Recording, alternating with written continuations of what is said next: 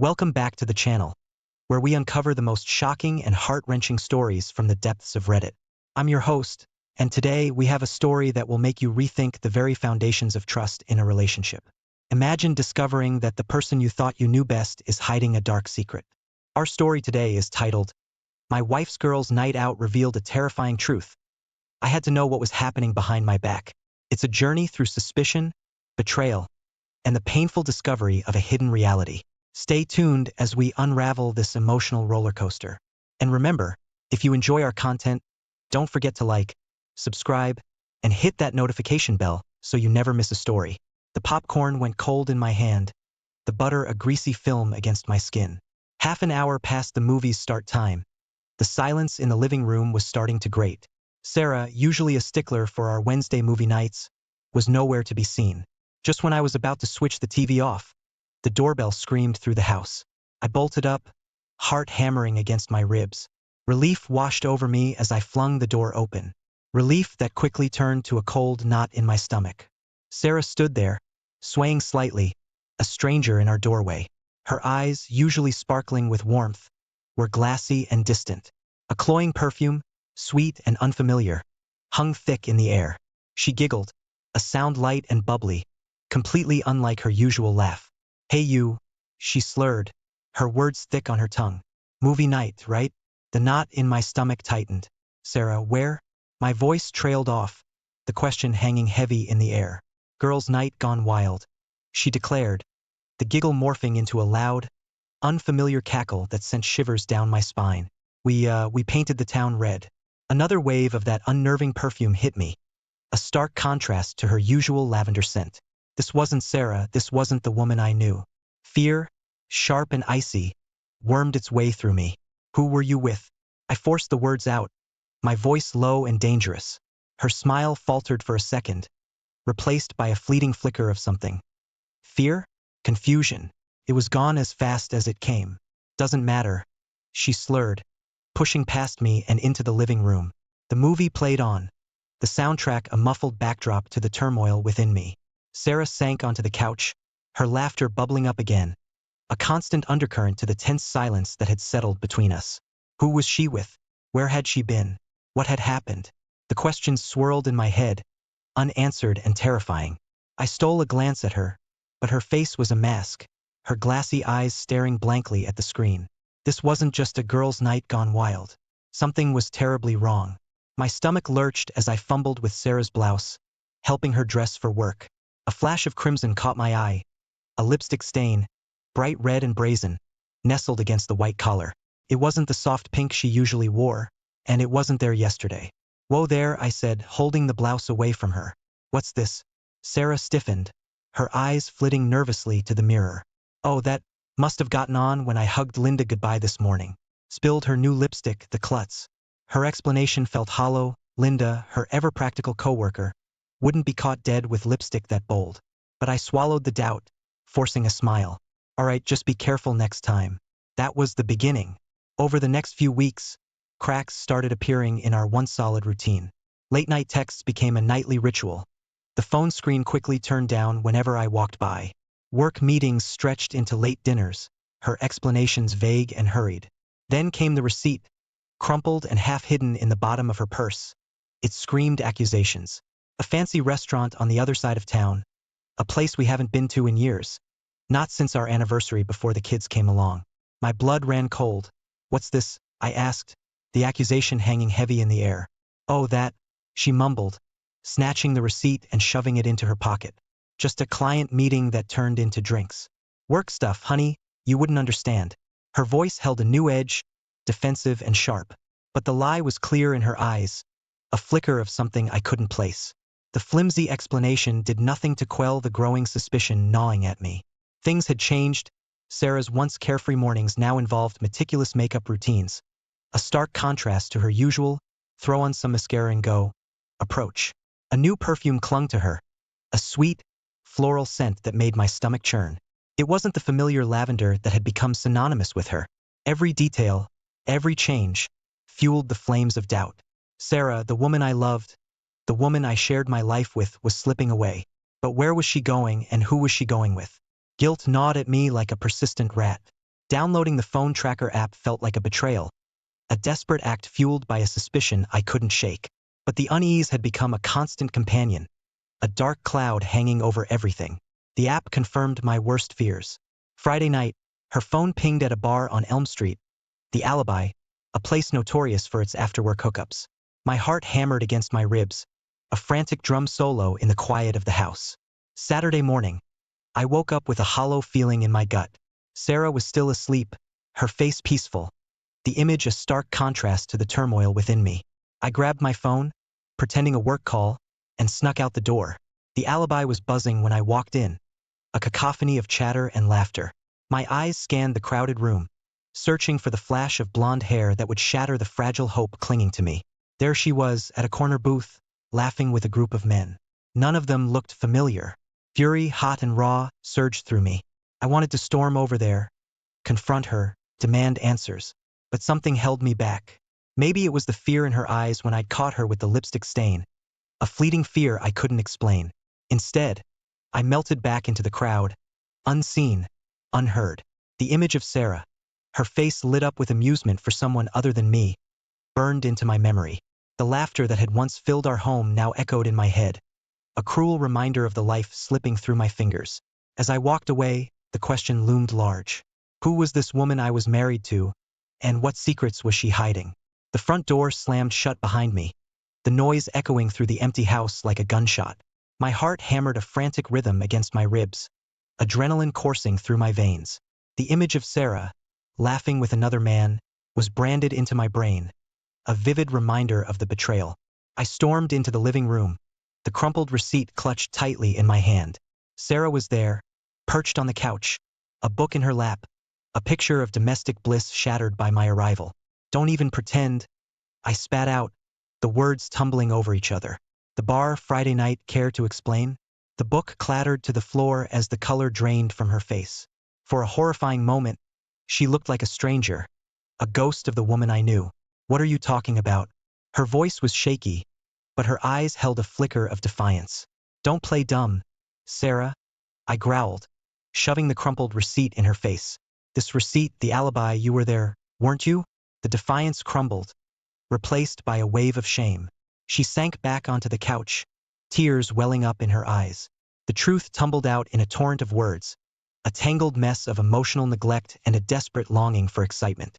Years of unspoken resentment surfaced, years of frustrations that had festered beneath the surface of our seemingly perfect life. Each accusation felt like a blow, each defense a flimsy shield against the storm of anger and hurt. The night devolved into a shouting match, our voices rising and falling in a chaotic symphony of pain. Words that had been unspoken for years were ripped from our throats, leaving raw wounds in their wake. Hours later, exhausted and drained, we collapsed on opposite sides of the bed. Sleep eluded me, the weight of the fight pressed down on me, suffocating. The familiar comfort of the bed felt alien, cold and unwelcoming. Our 25-year life together, the life we'd built brick by brick, felt like a fragile house of cards, teetering on the edge of collapse. The future stretched before me, uncertain and terrifying. Could we rebuild what had been shattered? Or would the foundation of trust, once so strong, crumble to dust, leaving only the wreckage of our dreams? Sunday bled into existence slow and heavy, the silence in the house thick enough to choke on. We moved around each other like ghosts, the air crackling with unspoken words and shattered trust. Every cough, every rustle of the newspaper felt magnified, a stark reminder of the chasm that had opened between us. Breakfast was a silent affair, coffee and toast consumed without a single glance in each other's direction. The tension hung heavy in the air, a suffocating weight on my chest. Monday morning arrived, a monotonous echo of the broken weekend. Sarah, looking pale and drawn, surprised me by suggesting couples therapy. A flicker of hope sparked in my chest, a fragile butterfly battling the storm of doubt swirling within me. Maybe it could help, I stammered, the words catching in my throat. The therapist's office was sterile, the beige walls offering no solace. We sat awkwardly on a worn leather couch, pouring out the wreckage of our relationship in measured tones. Her words were clinical, detached, offering tools for communication and reconciliation. A part of me clung to the hope she offered, a lifeline in a sea of despair. But the distrust lingered, a bitter aftertaste in my mouth. Every time Sarah spoke, I searched for a flicker of truth, a hint of the woman I once loved. But all I saw was a stranger, someone who shared my name but harbored secrets I couldn't even begin to fathom. The therapist suggested individual sessions too. Sarah readily agreed, a flicker of remorse, or maybe something else entirely, flitting across her eyes. Over the next few weeks, we became regulars at her office, dutifully attending both couples and individual sessions. But the sessions felt sterile, a forced attempt at CPR on a relationship that might already be dead. The therapist's words bounced off the walls, echoing in the emptiness that had become our marriage. Was this it?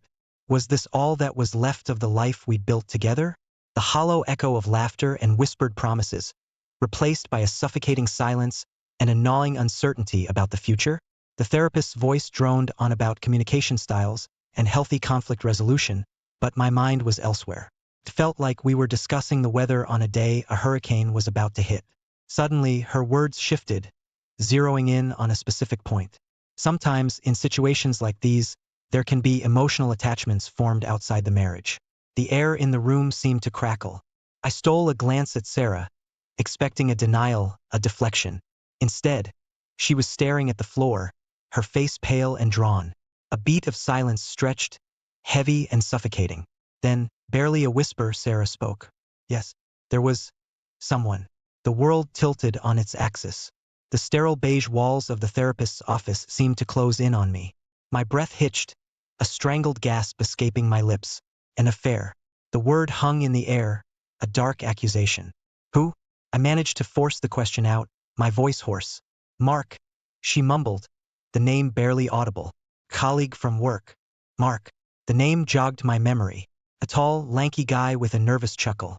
I vaguely remembered him from a couple of work events, someone Sarah had introduced me to in passing. How long? My voice was a low growl, barely containing the storm raging inside me. A few months, she mumbled, her eyes downcast. It just happened. A few months. The words echoed in my head, each iteration a fresh blow. Months of stolen moments, of lies whispered in the dark. Months of living a double life while I what? Went about my days oblivious. A fool trusting a stranger in my own bed? The therapist, bless her professional heart, tried to steer the conversation back on track, but all I could see was Sarah's face. Guilt was etched there. Sure, but something else flickered beneath the surface too. Was it defiance? A hint of justification? The revelation hung heavy in the air, a poisonous cloud obscuring the future. The therapy session blurred into a fog of questions and accusations. The carefully constructed facade of our marriage had crumbled, leaving behind a gaping hole filled with uncertainty and a bitter cocktail of anger and hurt. One thing was clear. The road to reconciliation, if there even was one, would be long and arduous. The trust that had taken years to build was shattered in a heartbeat. Could we ever rebuild it? Or was this the final chapter, the closing line in the story of our lives together? The car ride home from therapy was a silent war zone. The air hung heavy, thick with the unspoken words churning in my gut. Sarah sat beside me, a statue carved from ice, her gaze fixed on the passing scenery. Every mile felt like an eternity, each tick of the clock an accusation hammering against my skull. Reaching the house, I practically leapt out of the car, the need for fresh air, for any space away from her, suffocating me. Inside, the silence pressed down on me, a physical weight on my chest.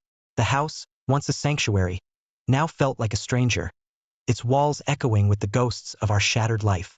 Sleep was a distant dream that night. I tossed and turned on the couch, the familiar cushions offering no comfort. Every creak of the floorboards, every rustle in the house sent a jolt of nervous energy through me. The following days were a blur of activity, a desperate attempt to keep the rising tide of emotions at bay.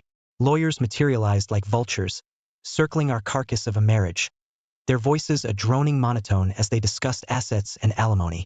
Financial discussions, once a mundane part of life, now felt like a grotesque autopsy, dissecting the very foundation of our existence. Sarah sleepwalked through it all, a ghost haunting the halls of our once happy home. The vibrancy that had once sparkled in her eyes was extinguished, replaced by a dull ache of shame. She moved with a robotic efficiency, signing papers, answering questions, but her soul seemed to be a million miles away. The house itself felt like a tomb, Every corner held a memory, a photograph, a piece of furniture, silent witnesses to the love that had bloomed and now withered. Laughter echoed in my head, a cruel reminder of happier times. Now, only the suffocating silence remained, a constant companion in this waking nightmare. The revelation of the affair had ripped the rug from under my world. Everything I thought I knew, everything I thought we had built together, lay in ruins. Distrust gnawed at me like a persistent rat, leaving behind a trail of doubt and despair.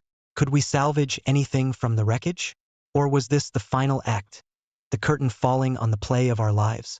The future stretched before me, a desolate landscape shrouded in uncertainty.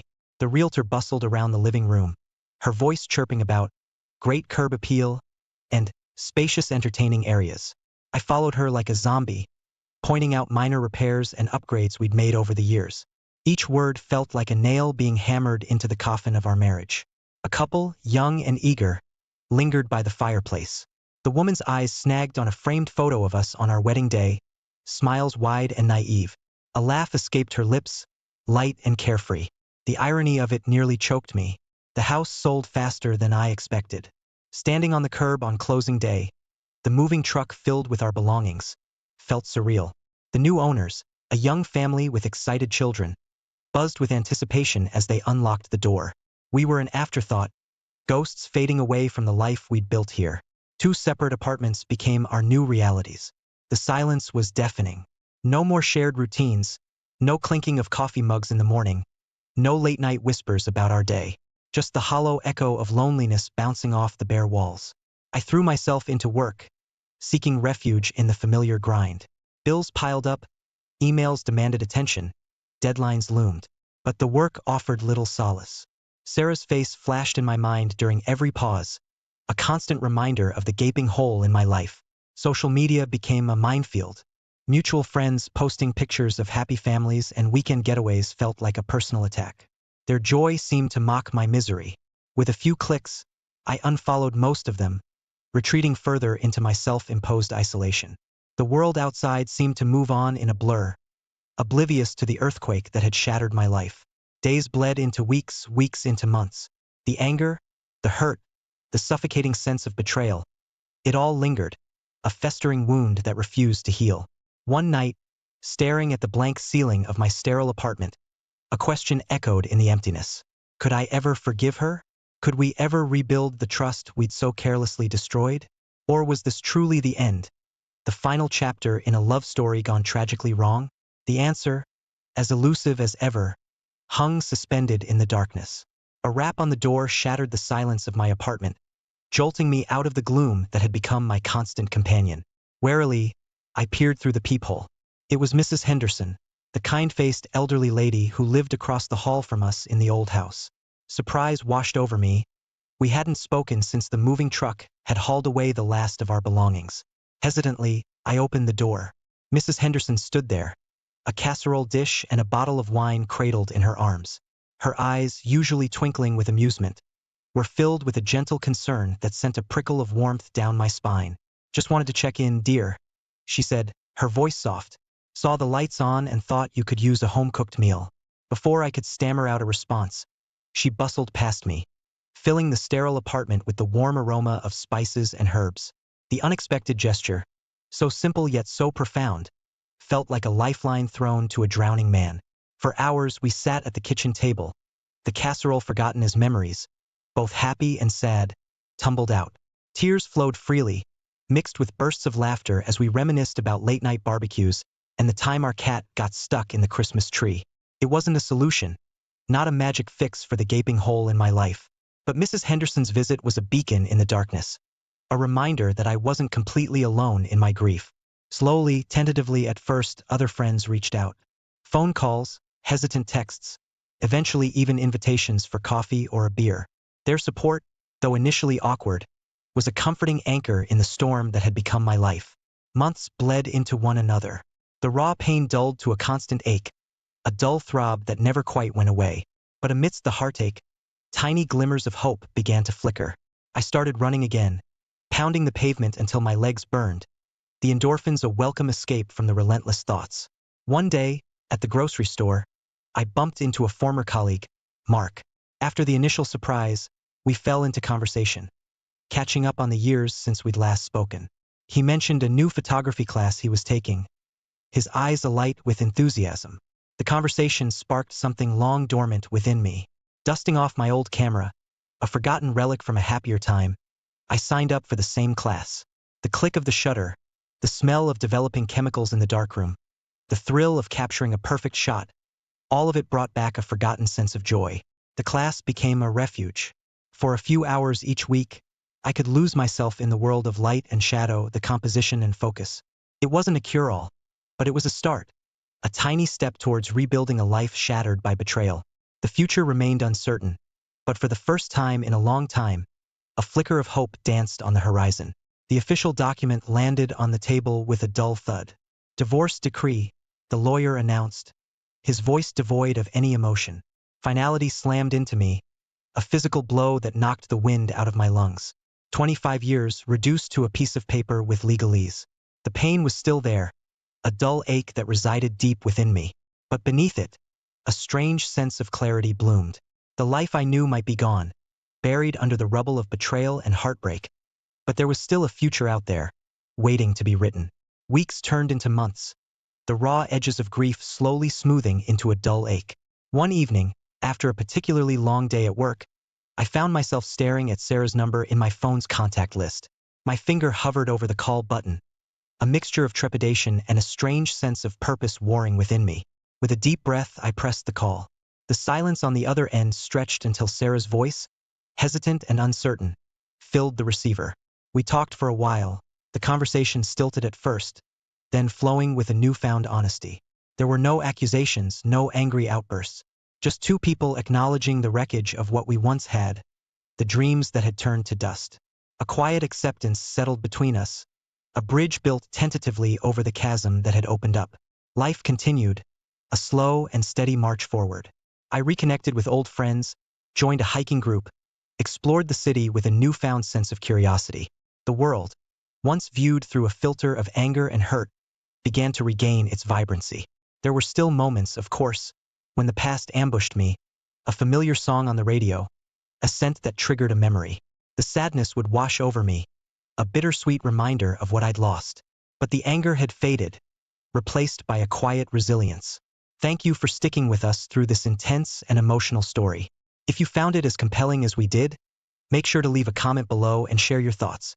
Don't forget to like the video and subscribe to our channel for more incredible stories. Hit the notification bell so you're the first to know when we release a new video. Until next time, take care and remember, sometimes the truth is more. Welcome back to the channel, everyone. I'm thrilled to have you here for another captivating tale that will tug at your heartstrings and keep you on the edge of your seat. Today's story is one of love, betrayal, and the quest for self-discovery. It's titled My Wife Moved to the Guest Room, and I Discovered Her Secret Affair with Our Insurance Guy. Now she wants a divorce. She all but stopped messaging me during the day. And when she did, it was short things about dinner or other trivial items. She started going grocery shopping alone. Needed her time. This is something we used to do together. She has always gone running after work and on weekends, but now with it getting too dark and cold, her running on the weekends have turned into 3 to 4 hour events. She moved out onto the couch saying I moved around too much and she couldn't sleep. The couch then became the guest bedroom. That's when I finally confronted her. She said that she was texting the other man because he had been open about his mental health issues. She has struggled with anxiety and depression for a while, but we had it under better control with counseling and medication. She even initially told me she was going to talk to him, and because I knew him, he goes to our church and is our insurance guy. I foolishly thought that would be okay. On November 14th, I asked her if she still loved me, and she said yes. But she hasn't been happy for quite a while, and it's been a difficult year, and she wasn't sure if she wanted to work on the marriage or not. I told her that I noticed that she hid her phone. Anytime I came into the room, that's when she told me who the other man was. She said that they texted and met sometimes for lunch, but he was just a friend. She said it over and over. As I asked questions about him, I got angry and incredibly sad at the same time and told her that it ceased being just friends when she felt like she had to hide it from me. I asked if she talked about me to him. She said she did. I told her that her affair hurt almost as bad as if she had slept with him. Over the next few days, I just could not shake the feeling that there was more going on than she told me. It's difficult because she says she doesn't want to work on the marriage. I looked at phone records and they call each other first thing in the morning. And during most lunches, then again, as soon as she gets off work, the phone call started on October 10th. So at least a month, she doesn't text him because they use Signal and I don't have access to her phone. Plus it deletes the messages as soon as you send them. Anyway, I talked to her again on Sunday and she said that they only talk and hug. I don't believe her. Maybe it's because of the lies and the broken trust. But I just feel like more is going on than she is telling me. She's currently in the process of finding a new place to live. She was going to wait until January. But I told her last night that I wouldn't be her plan B and that if she was waiting to move out to spare my feelings, to not worry about that. She put a deposit on a place today during her lunch hour. In Virginia, we must be separated for 6 months before we can divorce. As soon as she moves into her new place, that will start the separation time. I've left messages with a couple of divorce attorneys this week, but because of the holiday, they are slow getting back to me. I think I want to split amicably if possible, but I also want to know how far she has taken it. I feel this need to know if it was just an emotional affair or if it was a physical affair. Does it really matter though? Do I push it where she doesn't want to work on our marriage or just let her go and move on with my life? We've been married for 18 years and luckily have no children. I just feel so lost right now, lightheaded and in a fog. I appreciate any advice. Second story is called Caught My Wife Cheating, found out 2 months ago. I've been lurking on this site for a month now and finally decided to post. Short story is that my wife and I have been married since 1994. And I found out about 2 months ago that she has been engaged in a physical affair with a friend of ours for about 6 months. We are both in our mid to late 40s, both in decent shape. And we have a son who has grown and on his own. I will start off by saying that I have not been happy in my marriage for a good 15 years or so. Around 2005, she had an affair with a coworker. I was devastated. I busted her. She did all the crying and hemming and hawing, promising never to cheat again. I kicked her out for a couple of months. And we went to a crappy marriage counselor who basically blamed me for all her bad choices, thinking I was at fault for it all. I sucked it up and we went on and basically buried the whole thing. She was relieved and seemed happy with me, but I kept my mouth shut and just lived with it because I thought that is what a man was supposed to do. Looking back, that year was the year my soul started dying. Now I am relieved, almost ecstatic. You all do not need to console me because I am not in pain. If anything, I am happy because now I can divorce my cheater and get out of this fake marriage without having to feel like the bad guy or that I am in the wrong. She has given me the reason I have needed for 15 years to finally escape without my friends and family, making me out to be the villain. I can say with confidence that I have been a good husband to her all these years. Am I without any faults? No, of course not, but I have never done anything over the past 15 years to warrant this treatment. She knows full well that if she were caught again, then that would be it. Which leads me to believe this is an exit affair on her part. And she wants me to bust her. That is the feeling I get. Maybe I am wrong, but I have a hard time thinking she is that stupid to cheat again after what we went through before and expect me to forgive her again. So, over the past 2 months, I have gathered all the evidence I need to divorce her. I have not confronted her yet or had her served. I do want to eventually expose her to our friends and families in order to protect my own reputation. But I have some questions. 1. Should I wait until after the divorce is final to expose her to our families and the other guy's wife? If I expose now, word might get back to her employer and I don't want her getting fired. I made the stupid mistake of marrying and living in a state where alimony is mandatory. So, if she gets fired, then I'm on the hook. She makes more than me. If she doesn't lose her job, I could ask for alimony, but I won't. 2. How do I tell my son? He was just 6 when she cheated the first time. And even though he couldn't understand at the time, he saw what it did to us. And I think he was affected by our separation. He will be pissed at her, but I don't know any reason why I should lie to him. 3. Should I ask her to move out or try to keep things amicable until the divorce goes through and just live together? I want to keep the house, and in my divorce petition, I state that I will buy out her share of the equity for, I want to start dating again soon. Is there anyone here who went through a divorce where you live with your spouse, but dated other people, or is it best to wait? Third story, Caught My Wife Cheating. She is bipolar. Hi guys, I really could use some advice. My wife is bipolar and has suffered lots of abuse growing up, including abuse by a family member and abuse by her abuser ex-boyfriend who is in jail. I am a private investigator and task force agent. And I missed all the signs. Long story short, we met online as she was unconsciously seeking for a white knight experienced in helping abuse survivors and ended up falling for me within a month. And so did I. Due to COVID, our meeting in person got delayed for months. And after we married, I discovered she was an escort, sugar baby for 3 years. She started on it as to get back at her abusive boyfriend. And also because she was conditioned to be objectified since she was little. She basically stopped doing it around 4 months before we met in person. And we married 3 months after meeting many times. I was hurting because she disappeared. And now I know why she has cried, apologized, and says she feels lots of hate, shame, and disgust towards herself. I believe her. I went to the finish line and found all kinds of texts, emails, hard evidence on her emails, drives, and even some profiles she had at some sugar baby sites. Oh boy, I regret seeing some things. She was very sloppy and hiding stuff. And once I got access to one email, the Pandora box opened. She is a student.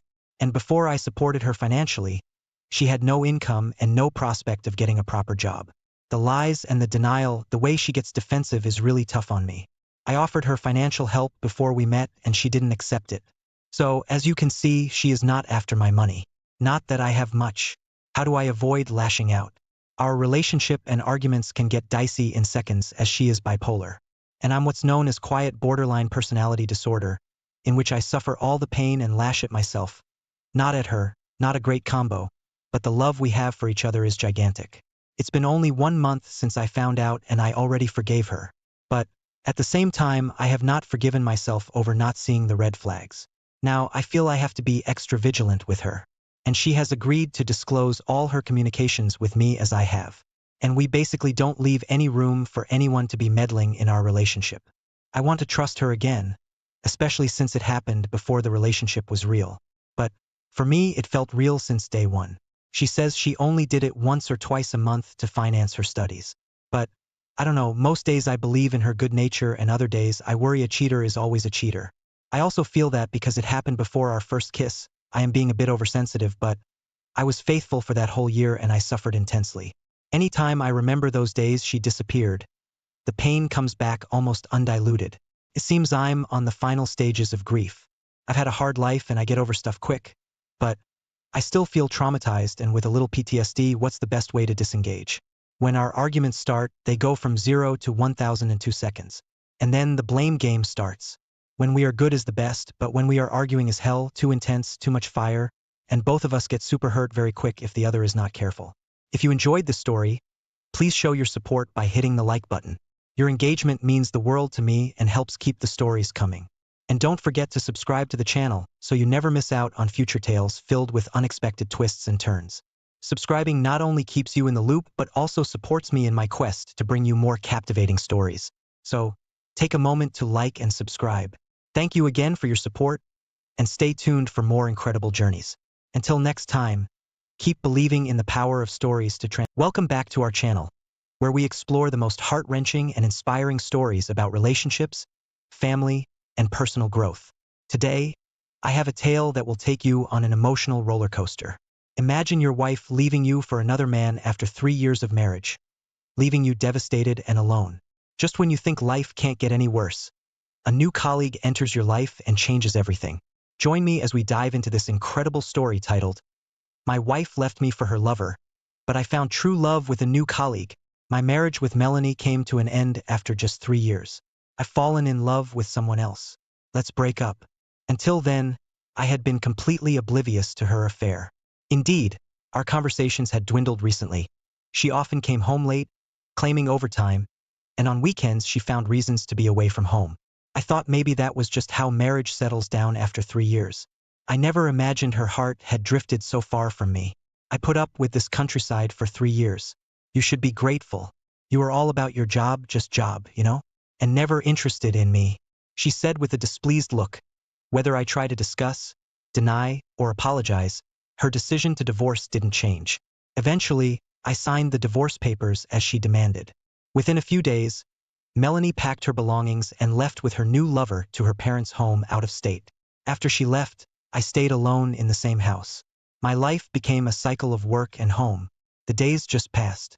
The town where I was assigned after we got married is a quaint countryside area.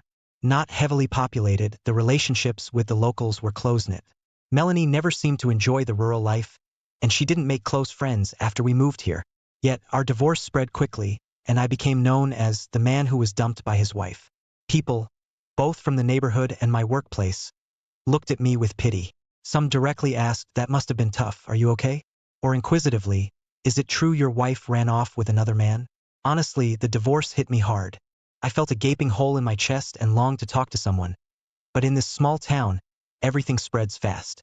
I didn't want that, so I kept to myself. To avoid sinking into despair, I threw myself into work even more than before. It seems my workaholic nature partly caused the loneliness Melanie felt. I had mistakenly thought that being diligent at work would make her happy. Now, all I had was my job. I was engrossed in my work, tuning out even the concerns of those around me. Then, about 6 months later, a new colleague joined our company. Her name was Susan Jackson, transferred from our New York headquarters. According to my boss, she is 36, 3 years my senior. She is with top sales performance at the headquarters and touted as a future department head. She was assigned to our branch for a year to boost its performance. With her understated yet tasteful makeup, she dressed in elegant suits, exuded the aura of sophisticated city woman. From day one, she efficiently reviewed our work, identifying current issues and future objectives. She was all business with clear, concise instructions. She worked silently and diligently, efficiently completing her tasks one after another without any idle chatter. She was the epitome of a capable woman, which was incredibly cool. Yet, when asking for our help, she'd say, "Excuse me, do you have a moment?" with a humble, gentle smile. Despite her competence, she wasn't unapproachable, and everyone at the branch was charmed by the contrast. Everyone admired and wanted to talk to her. She always finished her work on time, leaving with a cheerful, "Good job, everyone," and swiftly headed home. The female coworkers wondered, "She always leaves so quickly. Maybe she has a boyfriend waiting at home. Is she married?" There was a buzz of curiosity about her, but nobody seemed to get close to her. Seeing her, I envied her ability to live life so smoothly. Since Susan came from the city, no one here knows her past. I'd like to live without people knowing my past, not worrying about others' opinions. I've started to think that, in this town, everything becomes known quickly. I had resigned myself to that fact because it's a small town, but seeing Susan's behavior, I've started to wonder if moving to a city like hers would clear up my worries. Also, I thought about joining the headquarters to improve my skills, inspired by someone as high caliber as her. So, I seriously started discussing a transfer to our New York headquarters with my boss. Then one day, a welcome party for Susan was planned. We all left work on time and headed to a nearby bar. That day, Susan didn't rush home at her usual time but joined us for dinner. As the party started, everyone eagerly bombarded her with questions. What kind of work did she do at the headquarters? When did she become the top salesperson? What's her secret? She answered each question meticulously. After a while, the questions shifted to her personal life. Was she married? Did she have a boyfriend? Just as she was about to answer these more personal questions, her phone rang. "Excuse me for a moment." She stepped outside to take the call. The questioning paused and the room fell silent. Then, a drunk coworker, Edward, started pestering me. "Is it true your wife cheated on you?" Suddenly, all eyes were on me. "It's over and done with." I tried to deflect, but the inebriated coworker relentlessly prodded. "Did you get any compensation? Did you hire a lawyer?" No one else intervened, seemingly curious themselves. I didn't want to remember any of it. Frustration built up in me and I was about to snap. Then, "Sorry for stepping out. I'm back now," Susan announced with a smile, sitting down between Edward and me. Then she resumed with a smile. "We were in the middle of questions, weren't we?" and began talking about her personal life. She revealed she was divorced. She had a daughter at 20, now in high school. She got pregnant while in college, took a break to have her daughter, and divorced at 30 due to her ex-husband's infidelity. She shared all that. "My daughter lives with my parents in New York." That call was from her. Ended with sweetly smile. She then lightened the mood with more cheerful topics, and neither my story nor hers came up again. I was relieved and deeply grateful to her. Her strength in openly discussing her situation also struck a chord with me. The next day, I caught up with her as she was leaving work on time. "Susan, I really appreciated what you did last night. Thank you." I called out to her. She stopped and turned with her usual graceful smile. "I should be thanking you for the wonderful welcome party." She responded with her usual graceful and gentle smile, but sensing my feelings weren't fully conveyed, I anxiously continued speaking. "No, I mean, you heard the questions I was getting from Edward, right?" Stepping in and diverting the attention from me really helped. I find it really tough to talk in detail about my divorce, I said, scratching my head awkwardly, and she nodded understandingly. I get it. It's hard to put into words when the divorce is still fresh. The pain is normal. As she answered gently, gazing distantly, I asked hesitantly, because of me, everyone ended up learning about your past. Are you okay with that? I was concerned she might have reluctantly taken my place, not wanting to share her own story. I was really worried that she had put herself out there as a substitute for me. Sensing my inner turmoil, she showed an even gentler smile, as if understanding my concerns. Time has healed my wounds. You'll be okay too. Time resolves these things. She reassured me. She waved. See you tomorrow. Lightly, and walked away, leaving me feeling almost dreamy as I watched her go.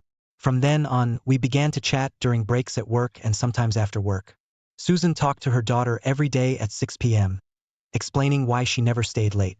Sharing her secret made me feel a ticklish sense of camaraderie. She spent her weekends in New York with her daughter. My daughter, Catherine, loves baking. She's always made something for me to try when I visit. It's something I really look forward to, Susan would say with a tender, almost melting smile, and watching her became a daily highlight for me. Eager to talk more with her, I started working more efficiently to leave work on time, just like her. Until 6 p.m., when she would call her daughter, we'd chat outside the office. To ensure our time together, I worked harder and harder. But that wasn't like right after my divorce when I was trying to forget something.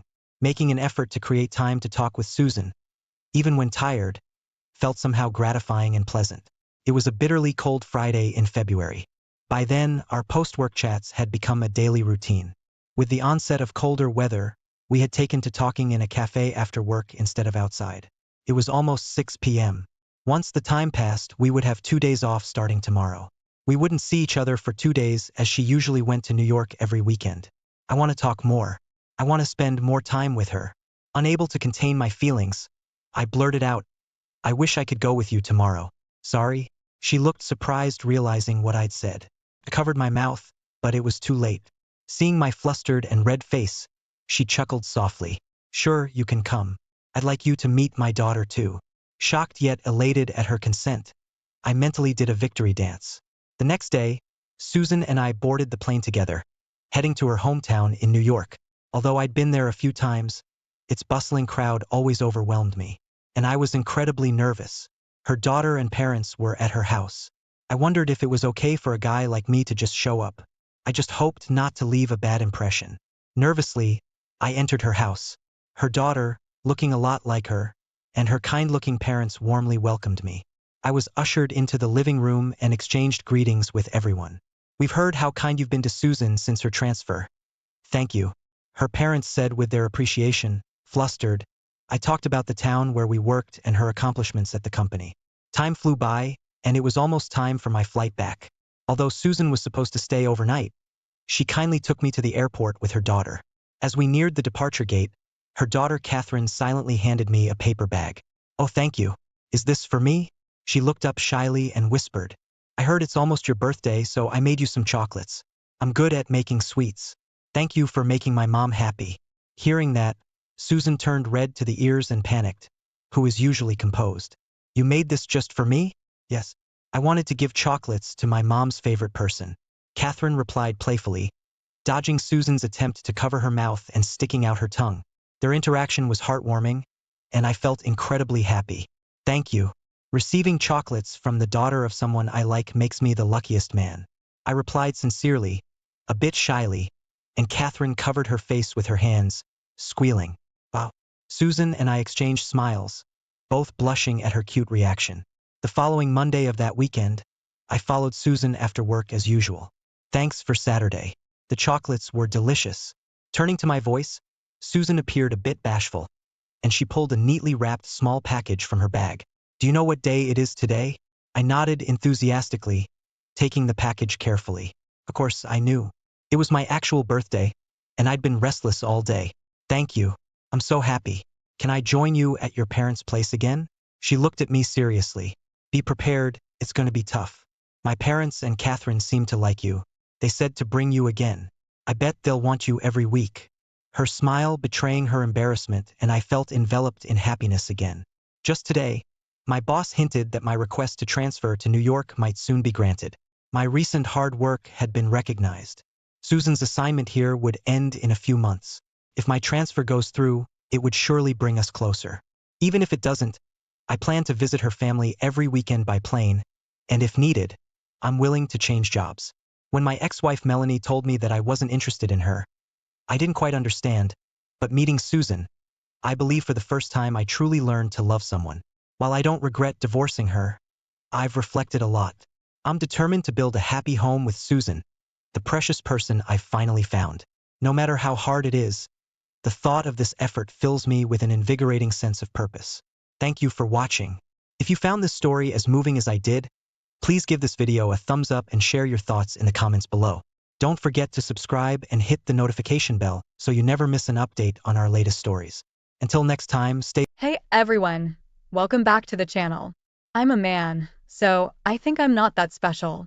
Therefore, I just do the work regardless of how I feel, and to make matters worse, I swallow my emotions. However, I think my case is genuinely special, so I want you guys to listen and let me know what you think. Your help will be highly appreciated. Here's my story. They say that time heals everything. Plus, they say you just need a new woman to move on. I'm now engaged and back home with my fiancé, but my anger toward my ex will just not go away that easily. I'm 39 years old already and was 18 when I met my ex, Marisol. During that time, I was a member of a Latin Kings band.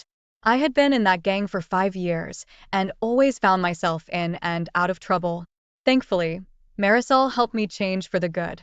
She was a church girl, so she was the complete opposite of what I was. We were like night and day.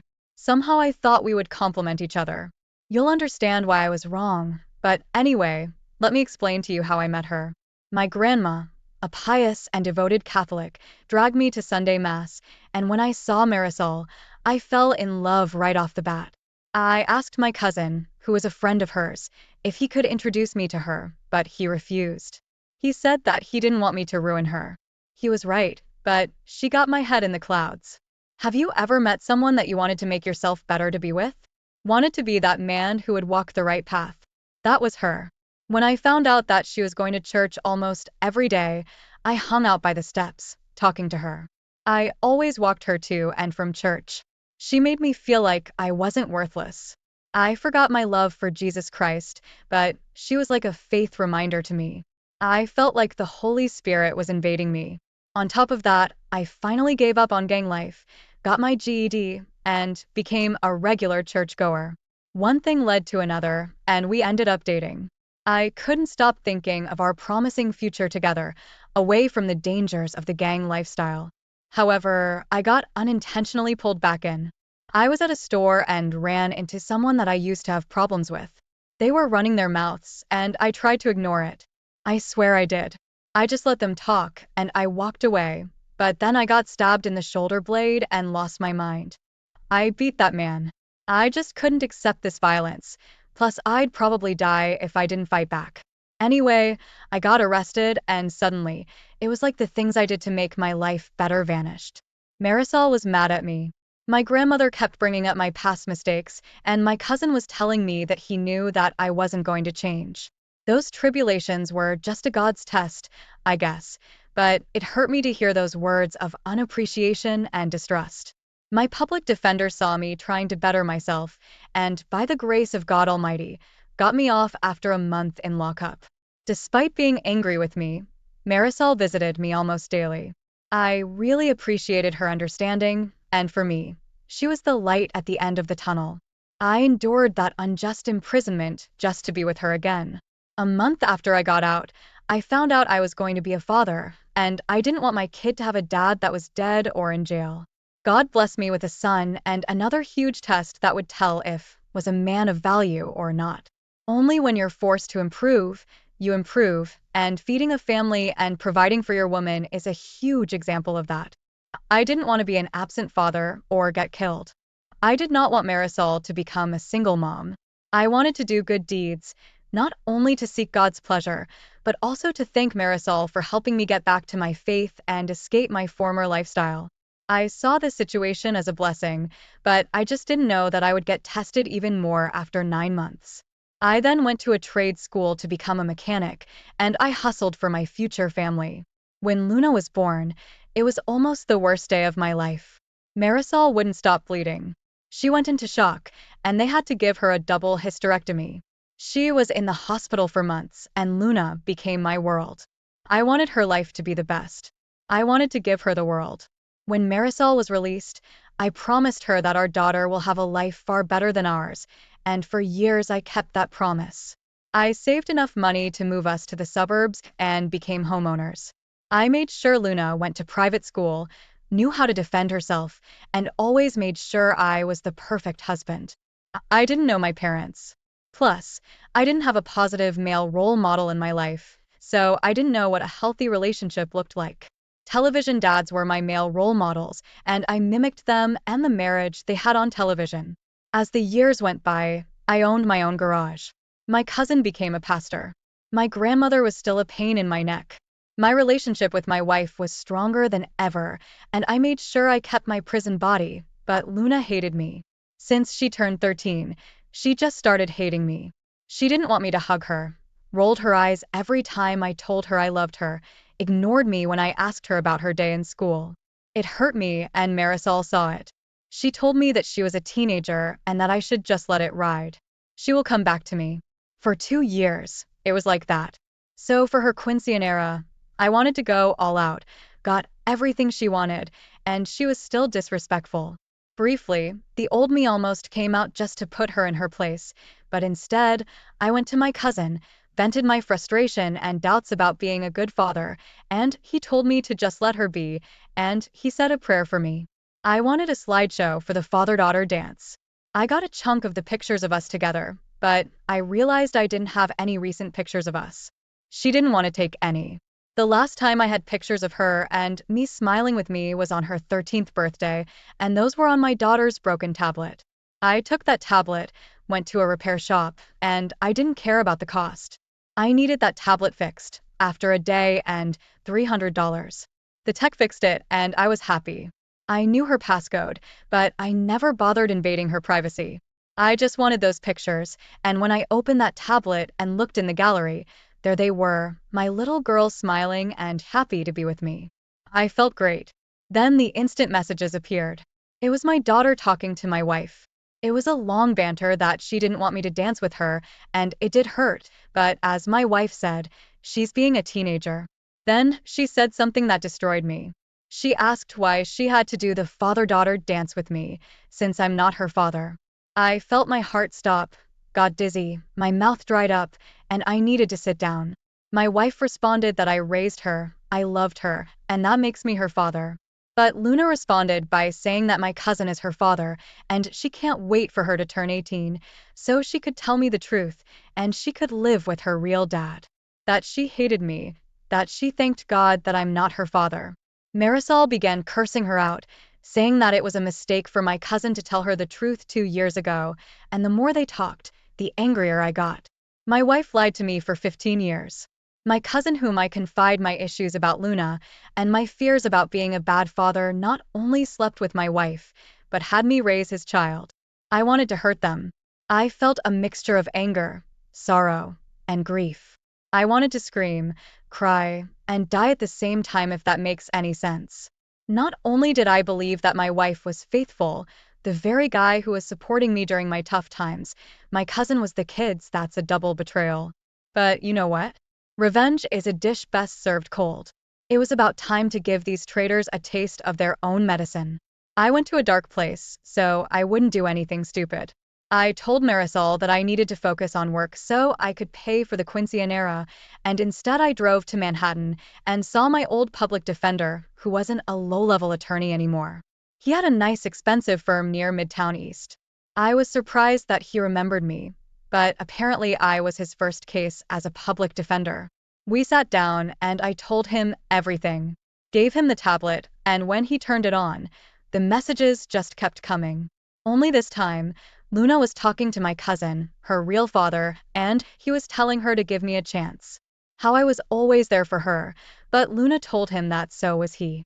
how it makes sense that they have so much in common, and even called him Poppy multiple times in their conversation, and he responded and told her that she was his little girl. We went through our options, and he asked me what I wanted to do, and I told him that I wanted to go full scorched earth.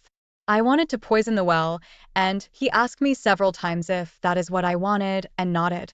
I also told him that everything had to be filed before the quinceanera in 2 weeks.